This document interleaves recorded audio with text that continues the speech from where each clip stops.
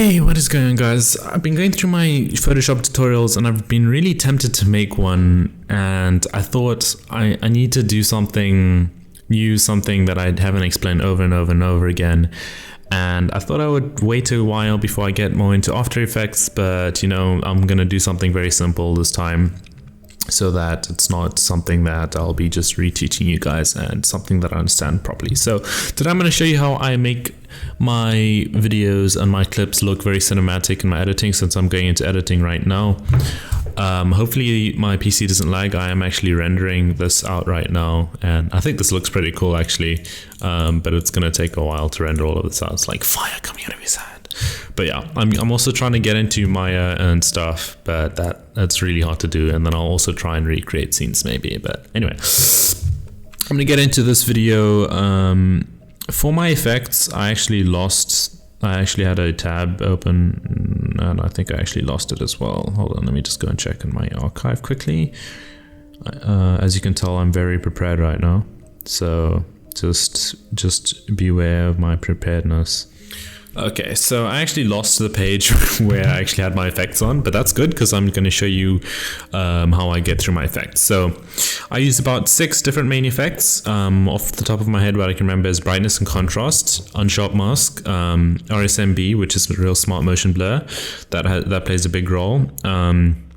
Magic bullet looks is the 4th one, then maybe a curves is the 5th, a levels is the 6th.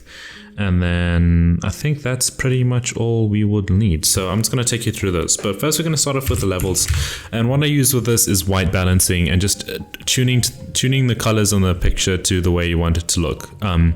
What I've realized with a lot of things, a lot of clips and stuff, is that I've always tried to make it look as realistic, but as similar to the original footage as possible. But the nice thing with editing is that you can recreate your own scenes and make it look the way you want it to look. But when I try white balancing, what I do is you can either go to things like the red, and where it's flat, you can either just bring it up to the points where it bumps up a bit. This is a method that you can use for white balancing. This works with pictures that have really low color and stuff like that, and you can actually gain color out of really grainy pictures by doing stuff like this. But this is a method that you can do, so it does look a bit brighter, it does look a bit more orangish, but it sort of looks this looks more realistic than this one, so what I would say. But if you want, you could actually tune it to the way you want it to look. So you can bring this up,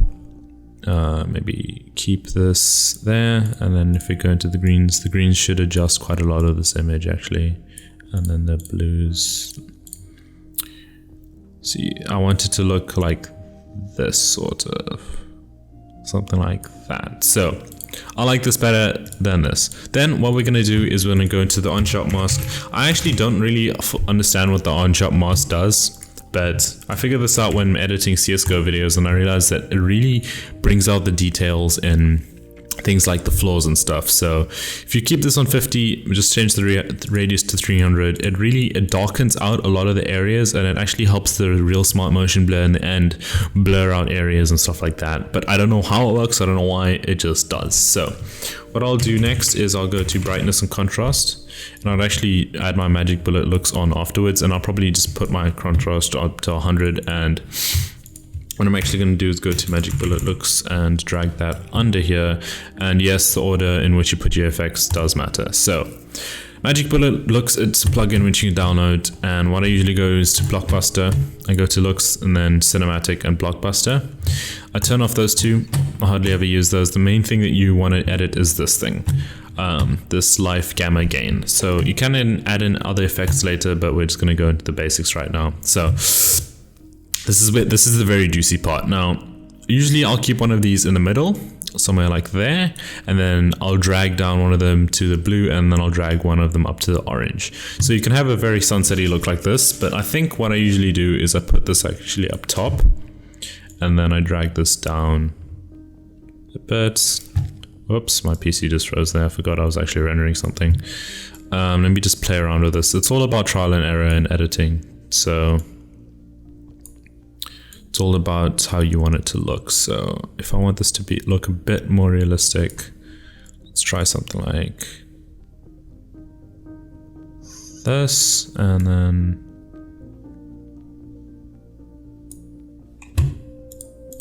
boom. There's the huge difference. So we can just go to finished, and then I think the brightness and contrast is a bit too much actually. So let me just turn this on a bit. What else did I say I use? I use a sharpen filter as well. I forgot about that. And I know I'm also missing something. Usually I just put that about 10. And then RSMB, Smart Motion Blur. I use the Pro one, and then 0. If you have something that's rotating, let's say, let me actually show you an example right now. Let me turn off the effects. Let me rotate this 3, and then -3. Let's scale this up to like 110, and then let's go into the rotation, and then do this quickly. You're gonna see what I mean by the motion blur right now.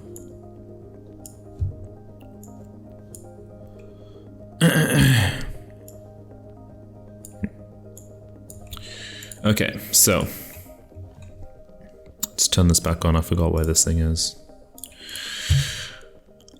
Here, you should see some blur. You actually can't see. This looks really bad, I'm not gonna lie. I know there's an effect I'm missing though. I named 6 of them, and I don't remember which one it is. Curves, there we go. But at the moment, it looks really bad. It's all about trial and error. I usually keep the curve somewhere like there. And then let's see, let's darken this. Something is wrong here. I think it's the magic bullet looks that's messing it up. So we're gonna go back into here and just like turn this stuff down a bit, because it's a bit much, to be honest. I think the blues are really breaking it up. Looks a bit better, still don't like it though. So, the problem in this clip are the blues. So if you turn that down, if you turn that up, sorry, and turn the other one down, it should fix the issue. Looks a bit better. Now if I turn the contrast up, it should be fine. And then you'll also usually have bars on the top here. I'm just going to do a very rough version of it since it doesn't really matter. Oops, I'm actually doing that wrong. Let me just do this quickly.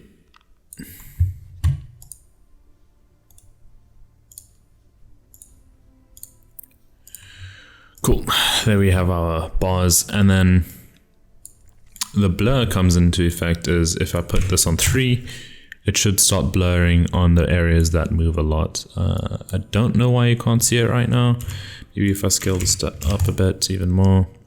There you can see there's some blur there, off, and then on the edges as well. So if you have like something in the middle that's focusing, there you can see some blurs on the edges as well. And this is what, if I toggle these effects off and on, you can see what each of them do. Boom. Boom. Ooh, the levels. There it is. I think the levels is what was really messing it up. Okay, let's see if I can fix this. If I leave the blues alone, does it? Yeah, it was the blues. It was the blues. It was. And then let's just tune this out a bit as well. Keep the reds up.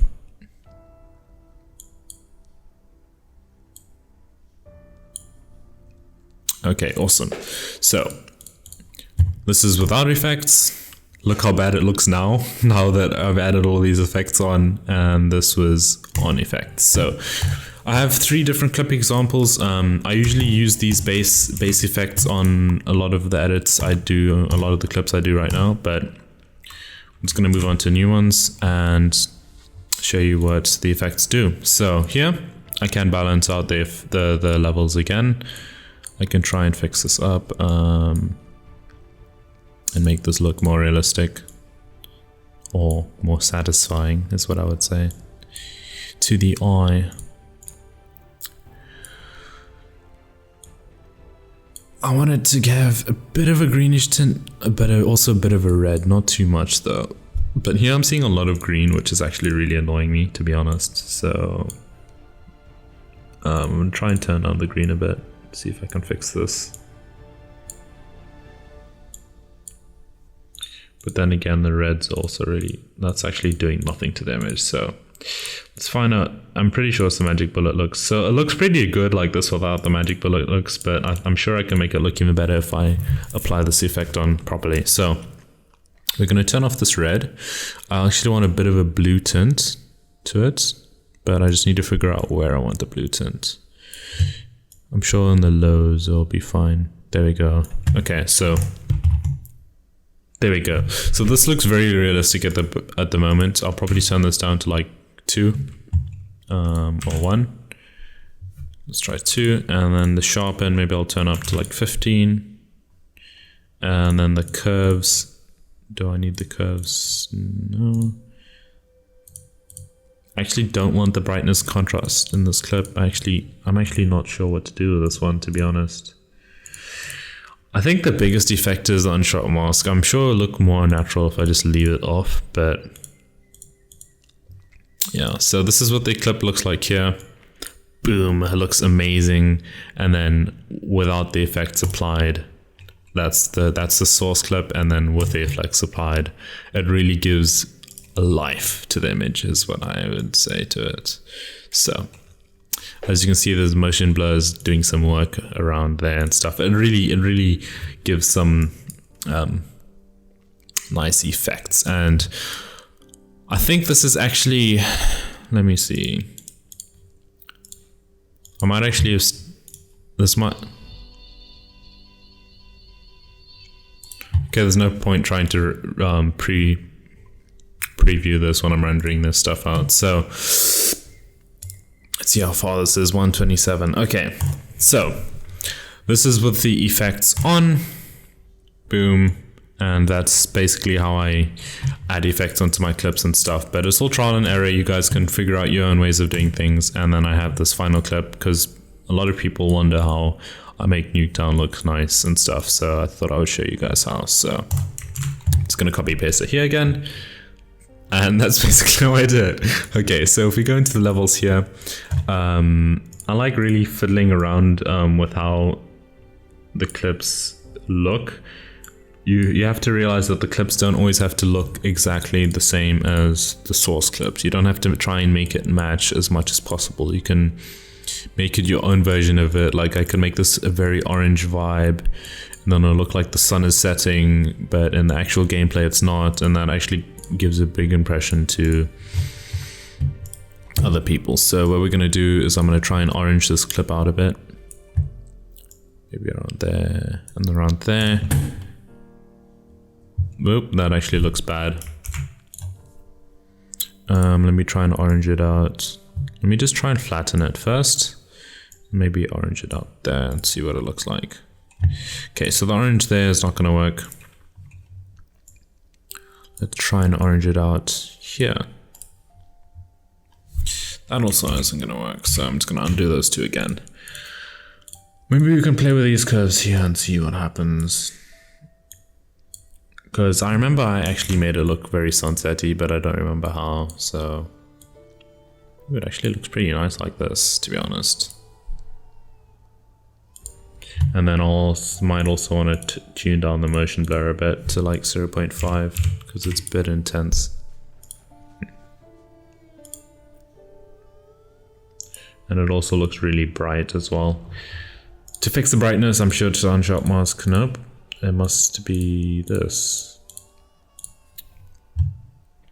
I don't know why it's so bright though, it's the curves, that's why. So I'm going to toggle off the curves, whiten this out, and there we have our cinematic effects.